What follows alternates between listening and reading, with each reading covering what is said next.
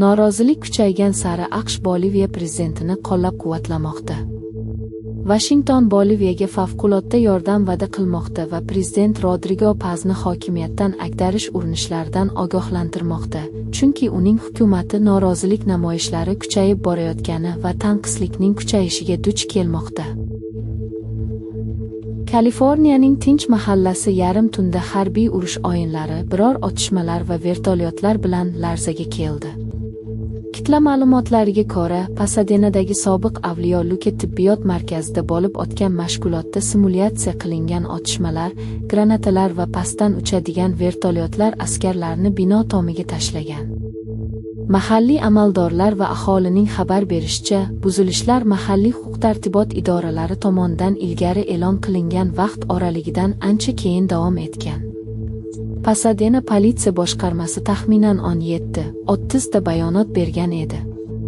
Chorshanba kuni jamoatchilikka shaharning shimoli-sharqiy qismida soat 1:00 ga qadar vertolyotlarning cheklangan faoliyati, boshqariladigan portlashlar va simulyatsiya qilingan qurollar o'tini payqashlari mumkinligini aytdi. Kiyev 2022 yildan beri halok bo'lgan 707 bolani motam tutmoqda. Rossiya Ukrainada 12 kishini o'ldirdi.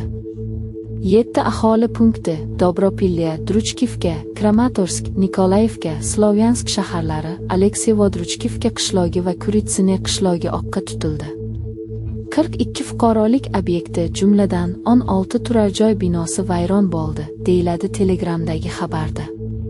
Fuqarolik infratuzilmasiga yetkazilgan zarar juda katta, kamida 14 ta ko'p qavatli uy va 11 ta avtomobil zarar ko'rgan. Shuningdek, tibbiyot muassasasi, evakuatsiya mashinasi va tez yordam ham vayron qilingan. Rossiyaning navbatdagi eng qonli hujumi Ukraina shimoli-sharqidagi Xarkov viloyatida sodir bo'ldi. Rossiyaning mintaqadagi raketa va uchuvchisiz samolyotlari hujumi oqibatida Ukraina va turgunlik urushi Sankt-Peterburg iqtisodiy konferensiyasida.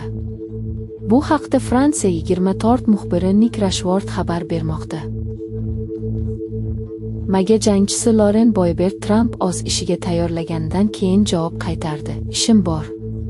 Kolorado shtati davlat kotibi ma'lumotlariga ko'ra, Trump Kolorado shtatida nomzodlar uchun ariza topshirishning oxirgi muddatidan 2 oy o'tgach, 18 mart kuni kelgan MAGA qat'iyatiga asosiy e'tiroz bildirishga chaqirdi. Xo'sh, men birinchi darajali bo'la olmayman, dedi u chorshanba kuni Capitol Hill'dagi Independent nashriga. Mening asosiy tanlovim yopiq, shuning uchun men prezidentni qo'llab-quvvatlayman va biz oldinga intilamiz. Trump Kongressdagi eng katta tarafdorlardan biri bo'lgan Boebertga Trumpning vakillar palatasidagi respublikachilar konferensiyasidagi eng katta tanqidchisi bo'lgan deputat Tomas Massi uchun saylovoldi tashviqotini olib borganidan keyin zaif fikrli deb hujum qildi. Shunday qilib,